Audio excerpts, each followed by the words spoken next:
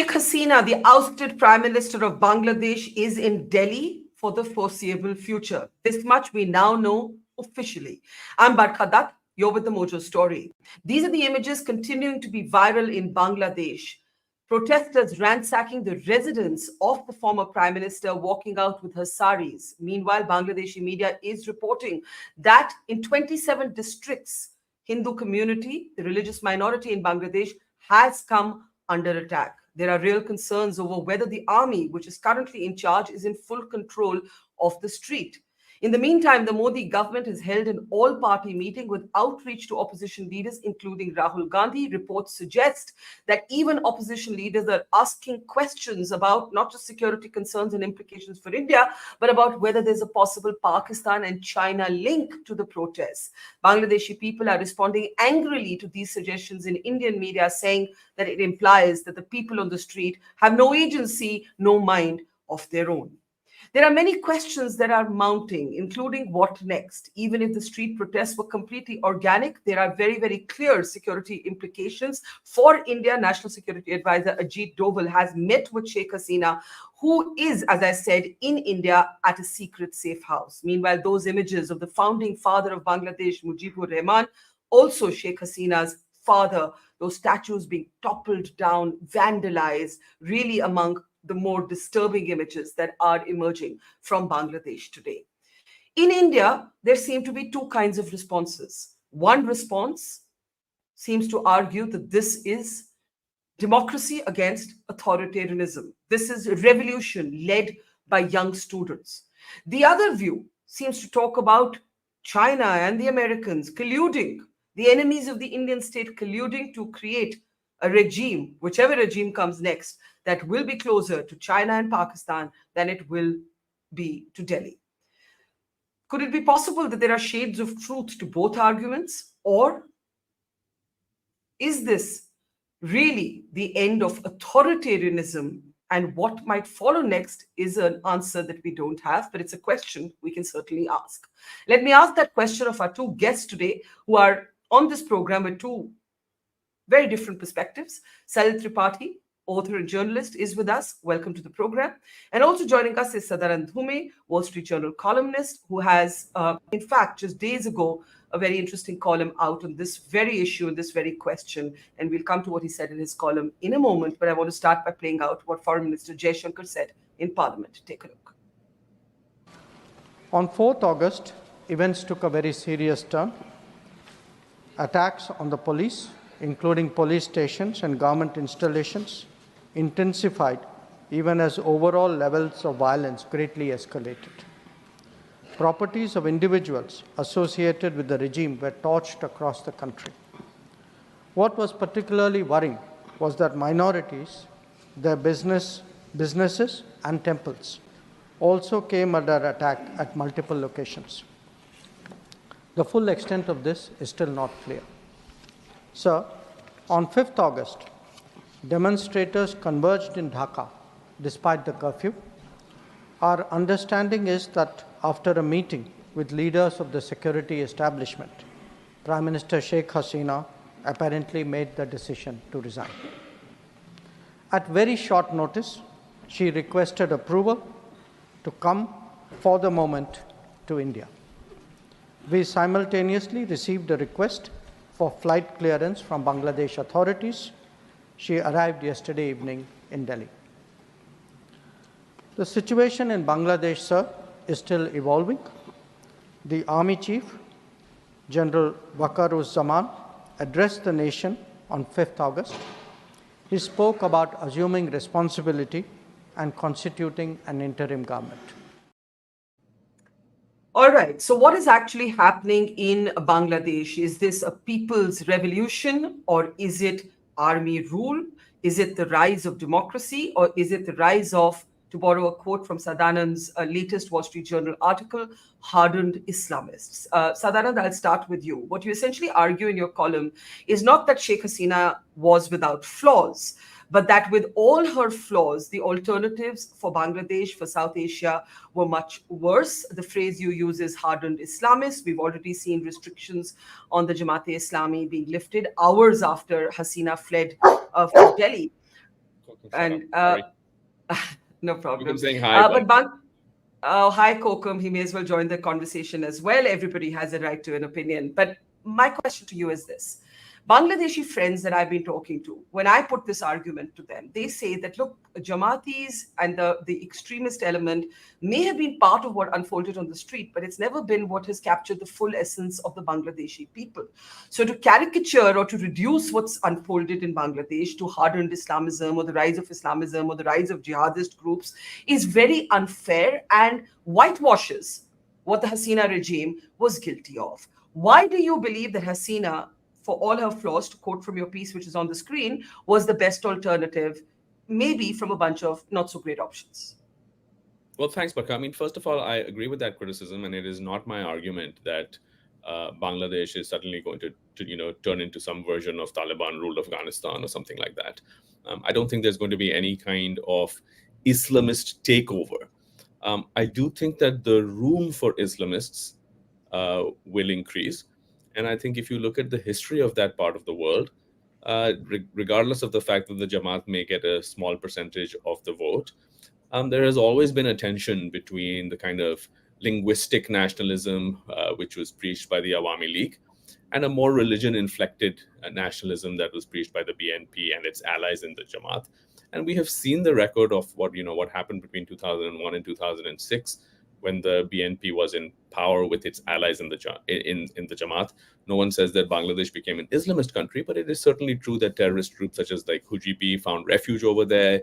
It's certainly true that there was a sense of persecution of religious minorities, particularly of Hindus, but also some of Buddhists. So the record has not been very good. The underlying ideology has not been very promising. And the most important thing over here is that, I take on board a lot of the criticisms people have made of Sheikh Hasina. But the question that we have to ask ourselves very calmly and clearly is that, do we think that the post-Hasina dispensation will be better for Bangladesh, better for India, and better for the region on some very basic parameters? Will it have good relations with its neighbors, including its most important neighbor, India? Will it continue down the path of economic development where Sheikh Hasina was quite successful? And will it hold to the pluralistic ideas that were central to the Bangladesh liberation struggle? The early images I see coming out of Dhaka and elsewhere are not at all promising. And I have to I'll just shut my dog up. I'm very, very sorry.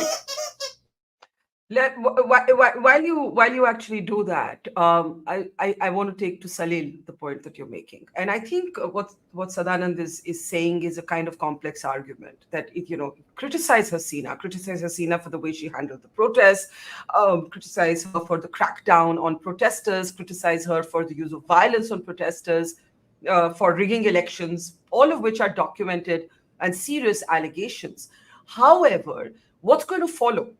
Because I've been talking to people in Bangladesh who are saying we don't right now know who's in control, and there might be nobody in control. And some people are drawing parallels with Egypt and the quote unquote Arab Spring, where when Hosni Mubarak fell, there was a great air of celebration, but then what followed was sort of the rise of groups like the Muslim Brotherhood. I guess I'm paraphrasing Sadanand here, but it seems a little bit of a similar argument. Your take? Yeah, so several things here and that are worth bearing in mind. Now, you mentioned Egypt, so let's start with that first. That Muslim Brotherhood already had a huge, vast following in Bangladesh, in Egypt. We have never seen the Jamaat getting more than 10% of the vote, except in 1991. And it is now truly a spent force. True, when Hifazat-e-Islam goes on a march, hundreds of thousands of people turn up. But from India, from all the populous South Asian countries, getting 100,000 people to march is not a difficult task for any political party. Even the communists can do that if they want to do it in India, although they are a spent force in Indian politics. So I wouldn't go by the sheer size of numbers as a problem, as an issue. Not only is Jamaat a spent force politically in Bangladesh, but you also have to see that a lot of its leadership is decimated. Some of its leaders have been executed in the war crimes tribunals. Over the last 6 or 8 years that there have been these tribunals in Bangladesh. So creating Jamaat is basically a bogey. And yes, there have been certain attacks on minorities, as the foreign minister mentioned in his intervention in the parliament. But it's not as if attacking minorities is a Bangladeshi uniqueness or circumstance. It happens in India all the time too. Now, I'm not therefore saying whataboutery here that because it happens in India, it's okay in Bangladesh. But the fact remains there are also images that have come out, two particular sets of images I would point out to, of young Muslim men standing in front of Dhakeshwari temple in Dhaka. I think we have that image. Yes, I protecting think we have that image. across Bangladesh, dozens and hundreds of temples. You have young Muslim men standing arm in arm and stopping any attack on those temples. We have to recognize that. And there are slogans like Hindu Muslim Bhai Bhai that the Muslims are saying. Now you could argue that who are they protecting that from? That's not the issue. They're protecting them from lumpen elements and criminals who are present in almost every faith. Just as the so-called Mombatti walas in India stand in front of mosques and protect, regardless of the religion, there are secular-minded Muslims in Bangladesh who are protecting those properties. Secondly, you showed the images of people stealing things from Hasina's house, which is terrible. But I've also known, and I've spoken to people in Dhaka, including student leaders, who have gone back to the same places and who have gone back to the people and pleaded with and ordered them to return the property. Now, of course, you can't rebuild Mujib's house. And it's a terrible, terrible thing that Mujib's house has been burned down because it's a museum. And it's a historical place where Mujib was shot at the top of the stairs and he tumbled down and his bloodstains were still kept there on that wall. And now it's an ashen place. And that's terrible what has happened there. But to blame the students for that is, again, fundamentally wrong. So all I'm trying to say that it's an extremely complicated picture. Whenever you have had a pressure of this kind, where people have been curbed for 15 years, and it's not only a few press freedom. You had Mahfouz Anam on your show. He has more than 70 cases against him on Daily Star. And if he were to pay every taka that he has to pay, it would pay Bangladesh's public debt 3 times over or something like that. Okay. So let me ask you, when you see the images of Mujibur Rahman being brought down, not just his house ransacked. We have seen in multiple locations, if we can play those pictures, please.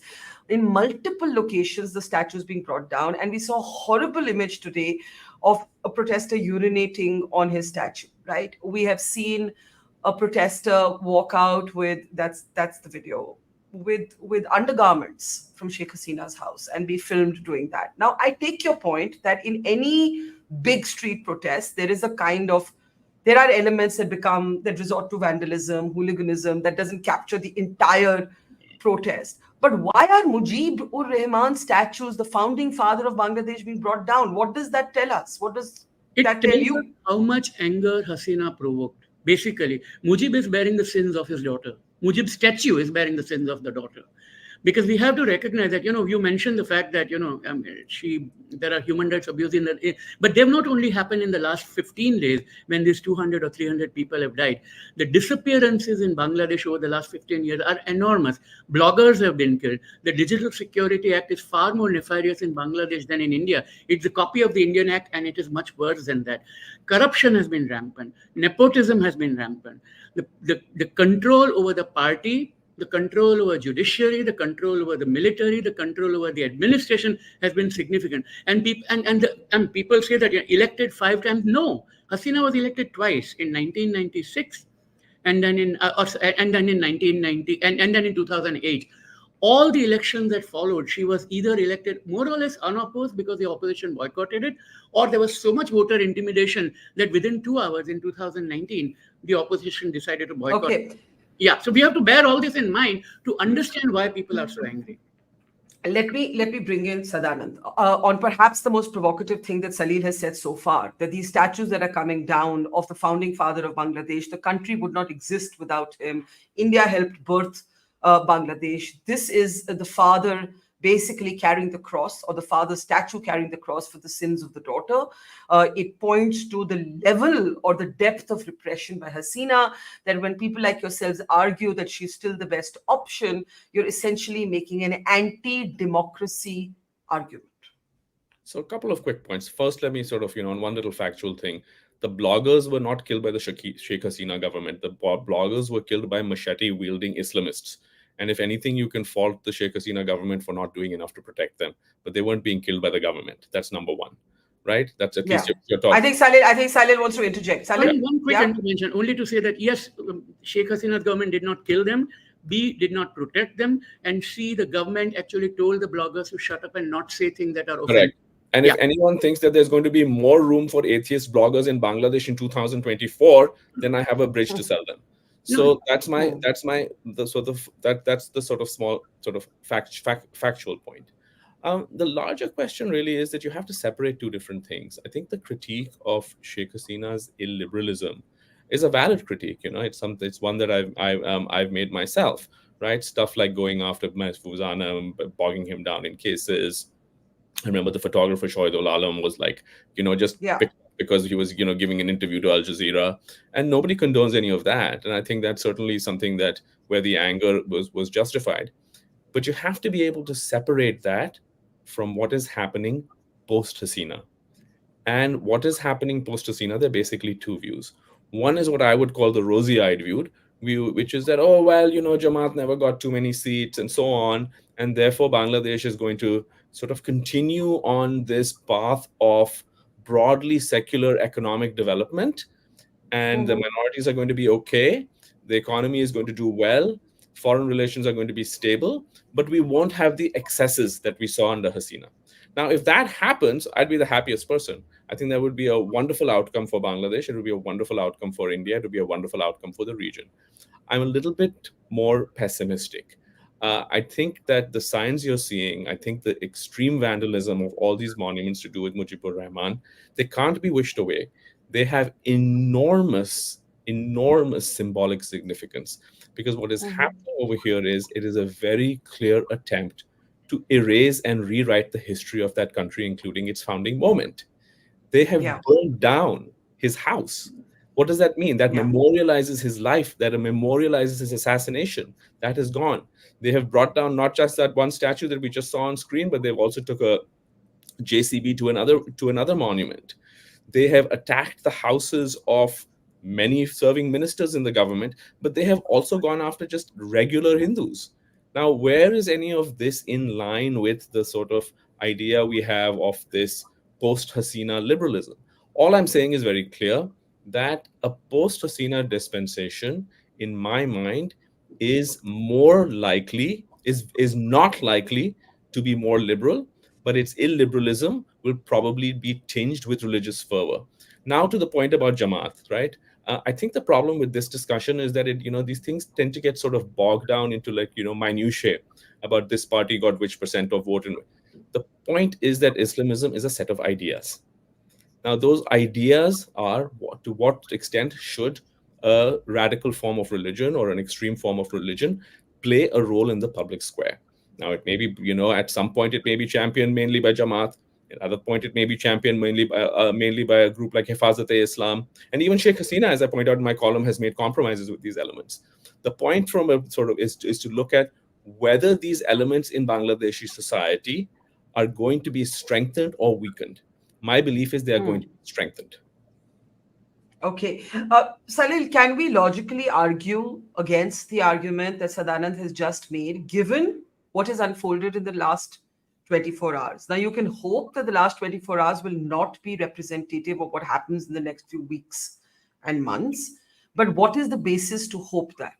What is the basis to hope that there is going to be a kind of new Bangladesh with a new kind of politics where, yes, if there was shrinking space for expression and civil rights under Hasina, what I'm hearing Sadanand say is that that space is going to reduce and shrink even further. And when you attack the statues, or when you vandalize, burn, bring down the statues of Mujibur Rahman, what you're effectively doing is questioning the tenets on which the country is founded. And for India in particular, it's a little bit like being the midwife who helped deliver a baby and have that baby turned against, the parent. That I might be mixing metaphors here, but you know what I mean. Yeah, I mean, yes, the baby has turned against the parent. I mean, that's a very nice way of looking at it. So my question would be, what did the parent do to earn that hatred? I think it's worth examining that. And the other question is, why is it that even the midwife is hated so much? I think the mistake that a lot of people in India have made, including the analysts, is exactly falling for this kind of diet, that it's Hasina or bust kind of a thing, that, everything else is just terrible, and believing this idea that, this is a Chinese conspiracy or an American conspiracy or a Pakistani conspiracy, which completely, as Mahfouz Anam told you, denies Bangladeshi people their agency.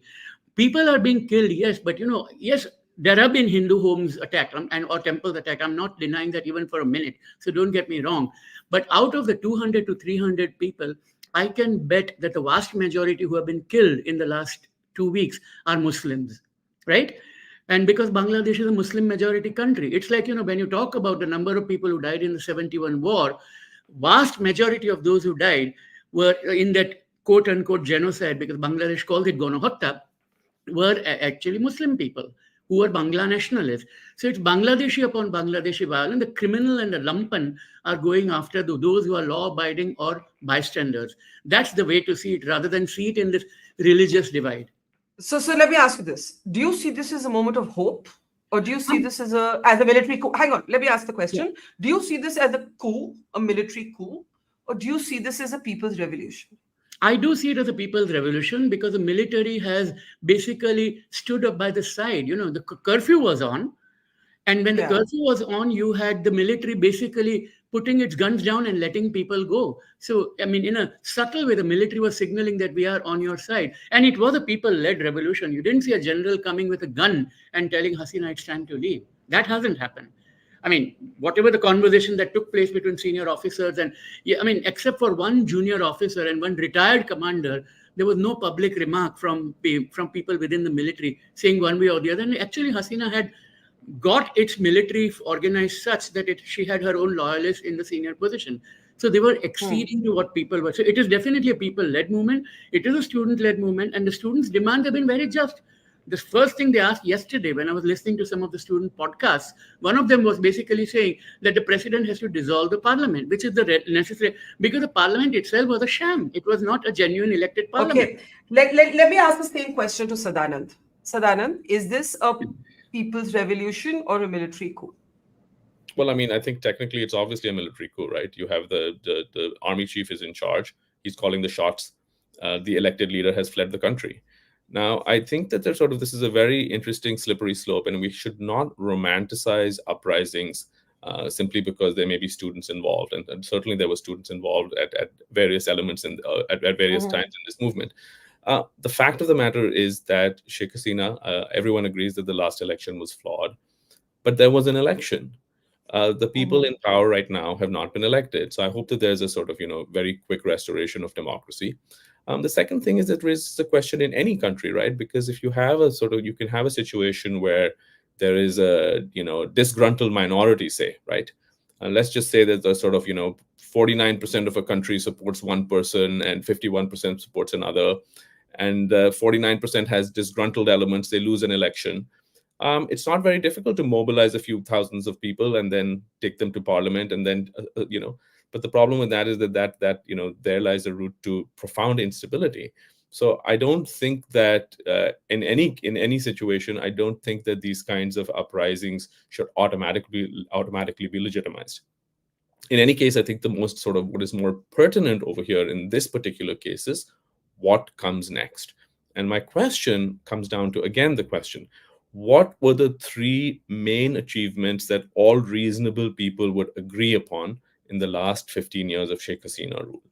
Number one, Bangladesh going from being seen as an economic basket case to being seen something a little bit more akin to the Southeast Asian economies, particularly because they built this $47 billion garment industry. GDP growth averaged 6.5% for 10 years, which is quite impressive. Poverty rate is down to 5% as measured by the World Bank. And within 2 years, the UN says that it's going to graduate out of the group of least developed countries. It's a very significant achievement, right? If you look at the 57 countries of the Organization of Islamic Cooperation, apart from the ones that happen to be blessed with oil and gas, there are very, very few that have managed any form of industrialization. I'm not saying that Bangladesh had suddenly become Denmark, but it was on a very good path economically. So number one is, will the post-Hasina dispensation be able to preserve and expand upon those gains? Number two, I think Sheikh Hasina had a foreign policy that was very practical. It was based on an understanding that India is the most important country in the region and that Bangladesh needed good ties with India. It needed to crack down on terrorist groups that were targeting India from Bangladeshi soil. She did an excellent, and it needed to have an ideology that was completely the opposite of Pakistan's when it came to India. Before Sheikh Hasina, Bangladesh's ideology or Bangladesh's sort of approach to India was quite similar to Pakistan's in some ways, right? So that's the second part: a pragmatic foreign policy based on the country's development needs and based on a realization that good ties with India are central to development. And the third plank is an understanding that Bangladesh is a pluralistic nation and that it has various cultural strands that have come together. And being Muslim does not mean that you should be at war with your Hindu past. These are the three outstanding elements. Beyond that, I think a lot of the criticisms of Sheikh Hasina are completely valid. But on these three questions, I'd like to ask Salil, does he see room for optimism? Because on each of these three, I think the case for pessimism at this moment in time is stronger than the case for optimism. So, Salil, go ahead. Economic progress, a kind of compact, a pluralistic compact with religious minorities, and a practical foreign policy, which certainly leaned in favor of India. Yeah, so the first part is the economics. And we have to look back at the fact that, the garment export industry in Bangladesh, there are two parts to it. One is, it goes back to 1978. Hasina did not create it. It was always there. And it took off because of the way the global garment trade functioned, particularly fast fashion. People wanted cheaper clothing, and Bangladesh had the competitive advantage, which is essentially cheap labor. And that's a very, very, very quicksilver thing, and people can move elsewhere. Bangladeshi manufacturers themselves are aware, and they are now investing in places like Mauritius and elsewhere, and investing in Africa and so on, because they know that there will be a time when it will be hard for them to sustain the industry there, which is fine. That's how globalization should work, and I'm not objecting to that. And yes, all the other indicators you talked about, social development, economic, I have written about that too. But probably where we might disagree a bit is that I've always felt that Bangladesh succeeds despite the government and not because of the government. Because a lot of the change that you see in Bangladesh is because of the hard work that the overseas Bangladesh worker does when he sends money that he earns. So no credit to Hasina. No, I'm not saying no credit, but some credit to it, perhaps. But we have I think Sadanand has an interjection. Sadanand? Yeah. No, you're muted. Can we just focus this for a minute? On those three questions, the question is simple. Do you think the path ahead, 2024 onward, are you more optimistic or more pessimistic on each of those three? I have said very clearly that I think each of those three gains are endangered. Yeah. So I get that. So on economics, I think I remain optimistic. I think it can remain the way it is. I don't see any reason to think it will be endangered. If it is endangered, it's because the garment industry moves elsewhere. It finds a cheaper location. Instability is poison for business. What is poison for business? The unrest. But Bangladesh is a Hortal. I mean, Bangladesh is the capital of Hortals in the world.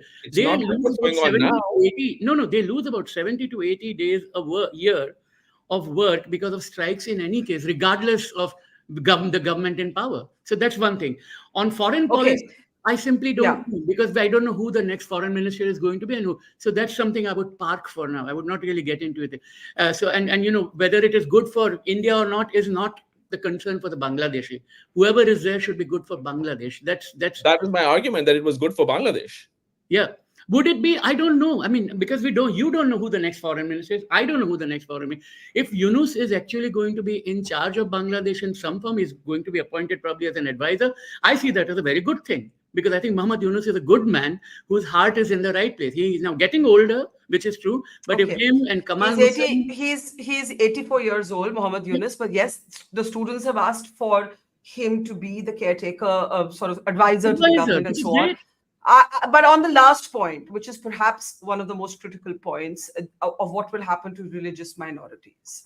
So I see, no. So I see no. I mean, I take, it's a question of glass half full and half empty. Sadanand thinks it's going to be bad for them. I take hope from the images that we have seen of the. I'm saying, what is the base? Well, so that's what I'm trying to understand. What's the basis for your glass half full view? So I've been there often, right? I've written a book on Bangladesh, and I know the Sushil Somaj, as they call the civil society there.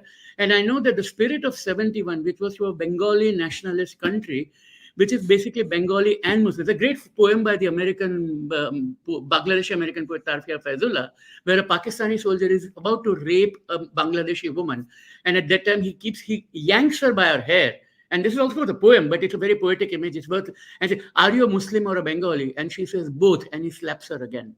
And I think that's something that the failure to and this is the point Mahfouz Anam has been repeatedly making, that this is exactly what India mistakes, and which is why India continues to see Bangladesh as Pakistan in the East. When it is something different, it is far more syncretic than Pakistan is. Okay, let's take exactly that statement to discuss what's being debated in India right now. Sheikh Hasina is in Delhi at a secret safe house. Ajit Doval has met her. The debate now is how long is she going to stay here? The United Kingdom is showing no particular keenness. It's got enough trouble in its own backyard to open its doors. She might go to some other European country. There is a debate ongoing. I actually had on my other program, a veteran Indian diplomat suggest that India should give her asylum. Sadanand, what do you say? I think it's a tough one, right? The pluses and minuses. On the one hand, I think that India needs to show that it'll stand by its friends. And if it rejects Hasina at its moment of need, it sends a signal around the world that India cannot be trusted to back its friends in times of need. So in that sense, I do think that, India should offer her asylum, or if she asks for asylum in India, India should accept it. On the other hand, we must be sort of very clear that there would be downsides to India. Because at this moment she's very unpopular, and it'll sort of strengthen the narrative, which I think is a false narrative, by the way, that Sheikh Hasina was simply some kind of Indian puppet and did not represent the aspirations of the Bengali people or for Bangladesh. Yeah, Salil? Yeah, sorry. Yeah, no, I mean, I take both those points. I understand that there are advantages to give the asylum to her out of compassionate ground. If she goes back, she will be mistreated. She might get tortured. She might be put in jail for a long time and so on. But that's exactly the practical reality. In 2016, India signed the extradition treaty with Bangladesh, which is that, people who are quote unquote criminals can be extradited when the other country asks. What is to prevent a vengeful future government in Bangladesh to say that she has stolen the money and she has to answer for the 200 people who were killed by her police force over the 2 weeks, and therefore she is a criminal and please return her to us? And what would be the grounds for India to say no? It creates an incredible moral dilemma for India, whether to abide by the extradition treaty or not. And therefore, it is actually in India's interest that she doesn't stay in India. I would agree with that, Sadanand. Why would India wade into this? No, I think it's in India's interest. I agree with Salil. It is in India's interest for her not to stay.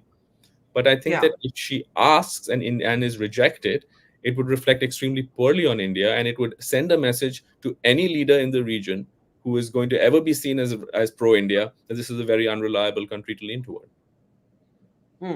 Well, we don't know enough of what she's actually thinking, because there's been very, very little on-record commentary. But there have been not just whispers, Sadanand, but opposition. Okay, firstly, one should say something good about what's happening here in India.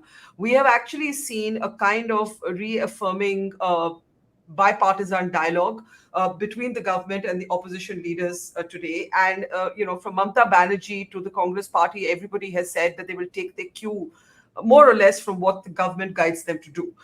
We don't know fully, can we come out of these pictures now? We don't know fully what the government's mind is. I think they're just right now reading the battleground, waiting for things to develop. But even Congress leaders are saying, is there a Pakistan-China link here?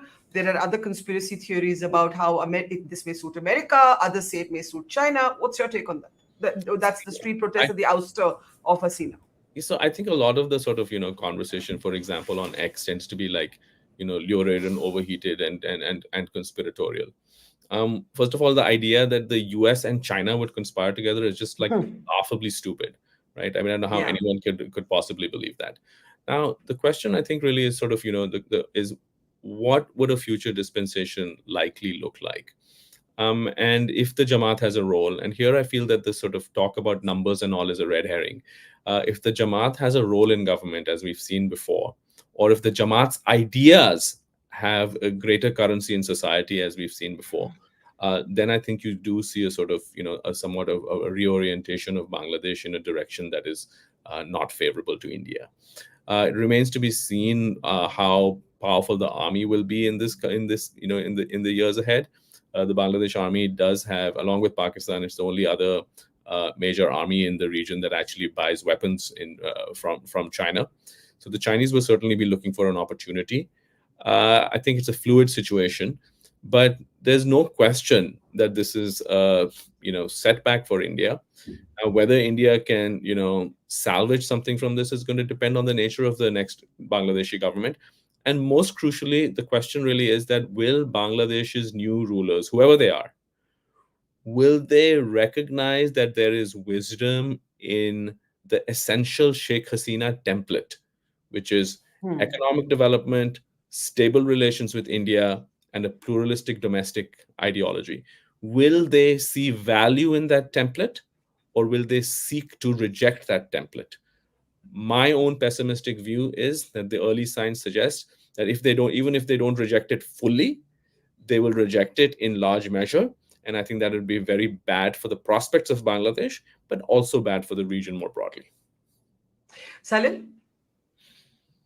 One is that, I have two quick thoughts about that. One is that if you look at United States, in 80 days, they are going to elect a president, right? They are already concerned about what's happening in Venezuela. Gaza is a big dividing issue. Ukraine is a big issue for them. How to deal with China. Bangladesh is going to get 3 seconds of any State Department's thinking at this moment. It's not there unless it blows up in a big way. Nobody is going to pay attention to Bangladesh, which is exactly something worth bearing in mind.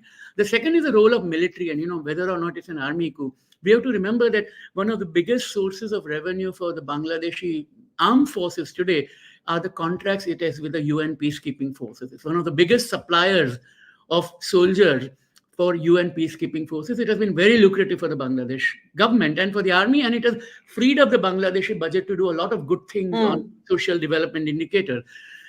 You cannot be a part of the peacekeeping force when you are a tyrant at home. So it is against the interest of the army to behave in an irresponsible manner, which probably explains why the army has acted the way it has. And we have to recognize the changed nature of Bangladesh army today compared to the 70s, 80s, and early 90s, when they were trigger happy and killing leaders left, right, and center and taking over the governments. Okay, I've got to close, and the same question for both of you. Salil, I'll start with you. Sadanand made a point that just because students are on the streets or a large number of people on the streets doesn't automatically mean that there is legitimacy or value in that uprising. And there could be lessons from history that show us that what comes after the uprising can be worse than what the uprising was protesting. That's the hub of the debate. That's entirely possible. I mean, it's very hard, prediction is always hard, and particularly about the future. I mean, I'm just joking here, but it's very hard to say what it will happen. But we have to, I think we can at least agree on the fact that there are legitimate reasons why the uprising took place. It was not that they were destabilizing it just because it felt like it, that it was a mood of hortal, but there was a pent-up frustration, and it would not have come to this stage if, when the quota agitation started, Hasina had not responded with bullets. She responded with bullets, and she's now paying for those sins, and which is something we need to recognize. Now, what happens after that, one simply doesn't know. The hope is that the army will behave responsibly. There will be a caretaker government, as Bangladesh used to have between 2005 and 2008. Yeah. You will have that, and you will have a new election, which will show us what Bangladeshis want, and ultimately that has to be respected, as so long as it's a free and fair election. Bangladesh hasn't had a free and fair election since 2008. Let's remember that. Sadanand, last word to you. Maybe you're right that what follows is going to be worse for India, maybe, and possibly worse for Bangladesh. Why do you keep saying this? My point is that it's worse for Bangladesh. That's my main I'm point. saying it. Okay, all right. Maybe you're right that what happens next is worse for Bangladesh. I am saying, I think as an Indian, there is great amount of concern about what the repercussions are for India. But I take Salil's point. That's not the Bangladeshi citizens' problem. My question to you is simply this. Let's assume what follows is worse. The point is sometimes a political churn is inevitable because it's caused by factors that trigger that response. I think that's the argument that Salil is making, that we don't know what comes next, but that doesn't mean that Hasina should be defended. She brought this upon herself. Your last word on that. Yeah, I mean, I think there's, I'm not saying that Sheikh Hasina did not make, many big mistakes. during her rule, or that criticizing her is invalid, or that she's some kind of paragon of virtue. And I certainly think she misplayed. Obviously, the proof is what we saw. She obviously sort of misplayed her hand in this in dealing with these protests, or else she wouldn't have had to flee the country. So that goes without saying. My view is a little bit different than I gather that Salil's is, in terms of assessing what comes next. I think regardless of who votes for it and who doesn't, I think it's possible to assess what comes next in terms of outcomes. And so, for example, let's just say, sort of hypothetically, let's just say Afghanistan, right? Let's just say everybody decided to vote for a government that doesn't want to educate women and wants to start chopping off hands. I wouldn't say that that's a good outcome for the country or a good outcome for the region. So I'm not saying that exactly is going to happen in Bangladesh, but I think that we are, if you judge Bangladesh's last 15 years under Hasina as the country moving in a different direction. I mean, I take Salil's point that there is a tendency to exaggerate the comparisons between Pakistan and Bangladesh. Bangladesh is always different from Pakistan.